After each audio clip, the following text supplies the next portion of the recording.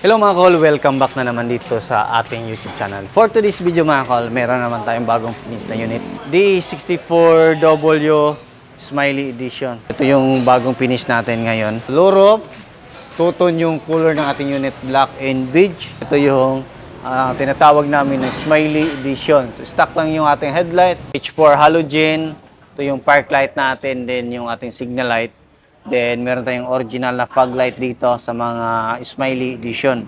Then, dito naman is pinulayan natin ng black para mas maangas siya tingnan. Tapos, yan, complete LTO registered yan mga kol. Direct na sa ating customer.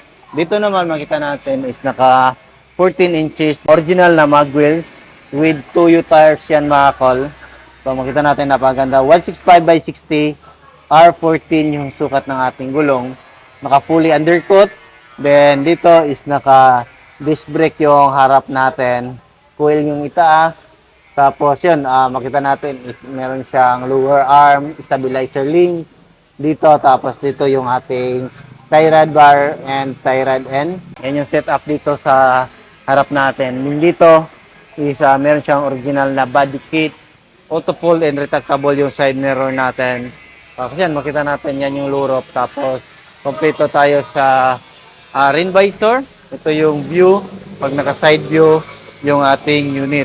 Meron siyang original na chrome nito mga kol. Yan, meron siyang mga original chrome. Tapos, single power slide. Power slide yung ating left side. Ayan o.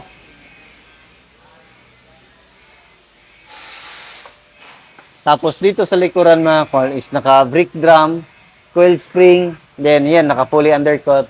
Then, meron siyang differential and propeller. So, ibig sabihin, pang heavy duty talaga yung ating unit. Kasi, kadalasan makita natin yung mga merong differential and propeller is yung mga nasa mga pick-up truck in SUV. Yan yung kagandahan nito mga kol kasi heavy duty. Ito yung gamit sa mga pang-negosyo and may negosyo sa Japan, pang-hakot. So, yan yung kaganda yung ating unit pag nasa likuran. Meron siyang original na spoiler dito. Tapos, meron siyang original na third light. Tapos, naglagay din tayo ng ating shop. Dudong Lagan Auto Parts and Auto Trading, Tire and Repair Shop. Meron tayong available dito ng tire. Tapos, yun, ganyan yung backlash ng mga 64W mga kol. Buo siya dito. Ganito yung ating T-light. Ito, meron na siyang chrome dito. Mostly, sa mga 64W na Smiley Edition, walang ganito. Siguro naglagay lang yung may-ari nito sa Japan ng ganito na accessory. Then ito naman yung design dito sa kanyang likuran na bumper. Meron siyang black curving dyan. Naglagay din tayo ng plate holder para hindi mabin yung plaka natin kasi magkaiba yung sukat ng plaka ng Pilipinas at saka sa Japan. Yung Japan naman is hindi siya mahaba pero malaki. Dito naman sa atin, maiksi lang dito tapos mataas. Hindi siya magkatugma kaya so nilagyan natin ng plate holder para hindi mabend. Kita natin yung kanyang differential. Tapos dito yung spare tire. Dito natin tatanggalin yung ating spare tire. Gamit yung tie wrench natin, iikotin natin to. Naka-plastic cover.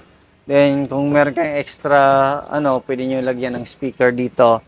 Tapos dito meron tayong extra lagayan. Magkabilaan yan. Ito is a brand new yung mating natin. Meron din tayong charging port dito sa gilid. Brand new yung ating ceiling black felt yung nilagay natin mga kol. Power slide yung ating left side nito mga kol. Tapos ito is naka-captain seat. Power window yung sliding natin dyan. Tapos ayan, bago na din yung cover. Ang kagandahan nito mga kol is foldable yung upuan natin.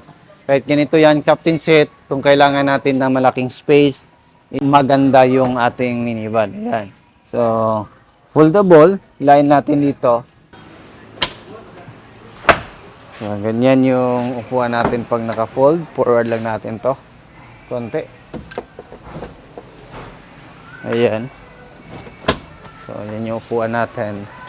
Ganun din sa kabilang side. Fold natin para mas makita natin kung gaano ka-useful yung ating sasakyan. Dahil lang natin to. Tapos sila dito.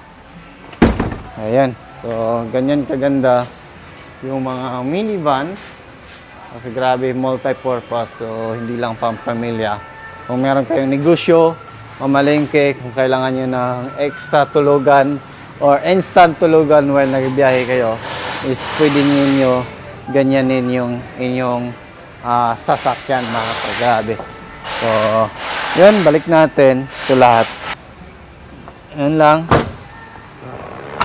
Tapos pwede natin yan i-recline kung gusto natin. So, ganyan kaganda yung minivan natin. Tapos dito, balik natin. Ayan, meron siyang armrest with cup holder. Kung gusto natin i-recline, pwede din natin yan ma-move atras. Pwede natin yan ma-move forward. Yan. So, ganoon din yan dito sa kabilang side. Ayan, oh. So, pwede na natin yan ma-move. Dito tayo. So, dito tayo mga kol. All power, auto fold ang side mirror, retractable. Tapos power window yung harap, power window yung likuran natin. Dito naman, ito yung ating steering wheel stock. So, meron siyang logo ng Suzuki. Tapos yan, makita natin. Cluster panel natin dito. Meron siyang RPM, speedometer reading.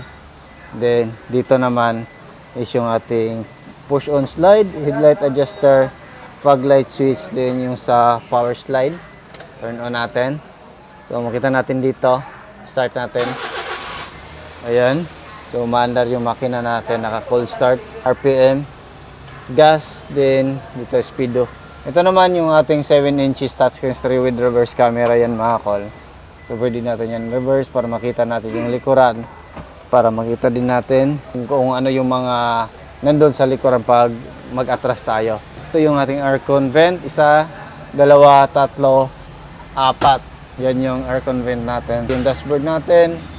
Dito, yung ating shifter, 4-speed automatic transmission with overdrive dito sa gilid. Tapos ito naman yung ating hazard switch. Ito yung ating aircon switch. Ito, meron pa siyang mga card dito.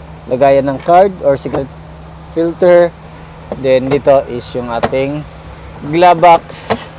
Then meron pa tayong cup holder dito sa gilid mga kol with armrest pa yan. Yan yung setup. So meron siyang headrest. Pangita natin headrest. Then dito rin sa passenger side meron siyang headrest. Ito yung design na napili natin para sa upuan na to. So simple lang pero napakaganda. Tapos dito sa itaas meron tayong lagayan ng sunglasses dito. Center mirror ilaw. Then sa kabila is meron tayong sun visor left and right yan mga kol. Yan yung setup dito sa loob ng ating sasakyan. Pasukin natin yung sa makina. Ito yung, dito naman yung makina natin makita sa ilalim ng upuan. Ayan. So, ito yung makina natin. Yung makina natin is K6A engine 660cc with turbo 64 horsepower mga kol, 12 valve 3-cylinder inline. So, dito natin makita yung turbo natin. Dito yung ating ignition coil at saka spark plug. Then ito yung ating injector, 1, 2, 3. PCV valve. Dito tayo mag-refill ng ating engine oil gamit yung ating prime lobe lubricant oil. Then dito yung ating catalytic converter, oxygen sensor nandyan mga kol. Ito yung makita natin dito sa ilalim ng driver seat. Meron siyang insulator dyan, meron din yung insulator dito. Silipin naman natin sa kabilang side ng passenger seat sa ilalim. Kung ano yung makita natin dito. Ganun lang. Inilain natin to. Dito naman yung gas tank, tingnan natin. Goods. Ito yung ating alternator, aircon compressor, then throttle body, then yung ating intake manifold, air filter housing, then yung ating main fuse box, then yung ECU natin dito. Ito naman yung ating hood opener. Ito yung hood natin. So, dukutin natin dito. Ayan, so makita natin dito yung ating windshield washer, reservoir, radiator cup, radiator, aircon condenser, then yung ating coolant reservoir mga kol. So, yan yung nandyan sa ating unit. So, yung presyo nito mga kol is umabot siya ng 320,000 all in mga kol. So, mid order pa rin tayo, 6 months assemble. So, kung makapag-antay kayo, walang problema. So, pwede kayo bumisita dito sa shop natin sa Proctoy, Barangay Santo Niño, Carmen del Norte, or pwede kayo magtawag sa ating contact number na 0920-3394-607 or 0917-8252-412. Nag-accept tayo dito ng repair and maintenance, under chassis repair, engine overhauling, heavy PMS, basic PMS, change oil, aircon cleaning, Tapos yun, tumatanggap tayo dito ng wheel alignment and wheel balance mga call, overland setup, Mammoth without system, Adventure Kings, lahat ng produkto ng Overland Kings pwede natin ikabit dito. Lahat ng produkto ng SR Performance pwede din ikabit natin dito. Accept din tayo dito na install ng mga PIEE horn and ilaw mga call. Meron din tayong mga 70 my product mga call. So yan yung kagandahan dito sa atin mga call kasi one-stop shop na po tayo mga call. Meron din tayong machine mga call. So kung gusto nyo magpa-under chassis repair, so pwede din sa atin mga call. Yan lang siguro yung ating full video nitong ating unit ngayon. So bisita na kayo or visit lang kayo dito sa shop natin. So yan lang muna. Maraming salamat. Ingat and God bless sa ating lahat. Bye-bye.